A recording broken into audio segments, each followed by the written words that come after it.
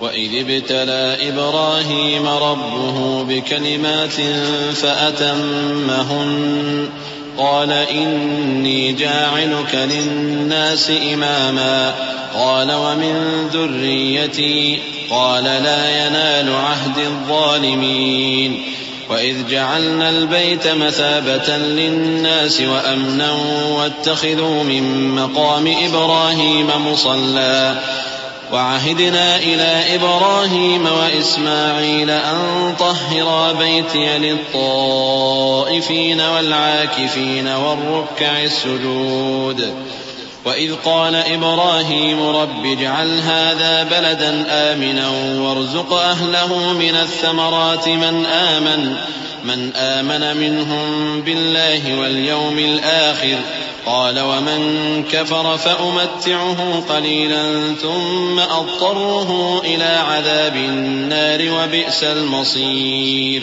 اور جب ابراہیم کی اس کے پروردگار نے چند باتوں میں آزمائش کی تو وہ ان میں پورے اترے. فرمایا کہ میں تم کو لوگوں کا پیشوا بناؤں گا. انہوں نے کہا کہ پروردگار میری اولاد میں سے بھی پیشوا بنائیو. فرمایا کہ میرا قول و قرار ظالموں کے لیے نہیں ہوا کرتا. اور جب ہم نے خانہ کعبہ کو لوگوں کے لیے جمع ہونے اور امن پانے کی جگہ مقرر کیا اور حکم دیا کہ جس مقام پر ابراہیم کھڑے ہوتے تھے اس کو نماز کی جگہ بنا لو، اور ابراہیم اور اسماعیل کو حکم بھیجا کہ طواف کرنے والوں اور اعتکاف کرنے والوں اور رکوع کرنے والوں اور سجدہ کرنے والوں کے لیے میرے گھر کو پاک صاف رکھا کرو. اور جب ابراہیم نے دعا کی کہ اے پروردگار اس جگہ کو امن کا شہر بنا اور اس کے رہنے والوں میں سے جو اللہ پر اور روز آخر پر ایمان لائیں ان کے کھانے کو میوے عطا فرما، تو اللہ نے فرمایا کہ جو کافر ہوگا میں اس کو بھی کچھ مدت تک سامان زندگی دوں گا، مگر پھر اس کو عذاب دوزخ کے بھگتنے کے لیے مجبور کر دوں گا، اور وہ بری جگہ ہے.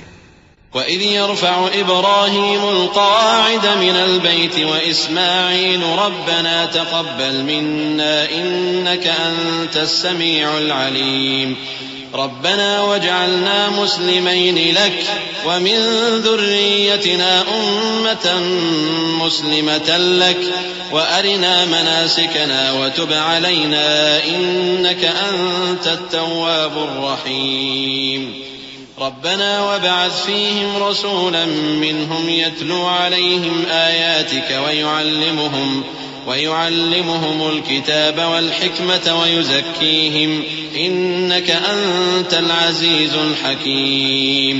اور جب ابراہیم اور اسماعیل بیت اللہ کی بنیادیں اونچی کر رہے تھے تو دعا کیے جاتے تھے کہ اے ہمارے پروردگار ہم سے یہ خدمت قبول فرما، بے شک تو سننے والا ہے، جاننے والا ہے.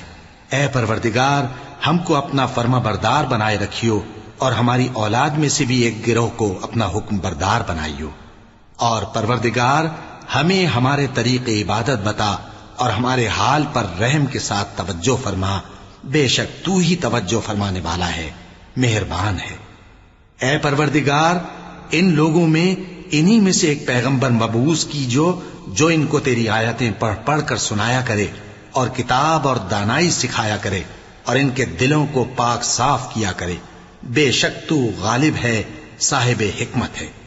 ومن يرغب عن ملة إبراهيم إلا من سفه نفسه ولقد اصطفيناه في الدنيا وإنه في الآخرة لمن الصالحين.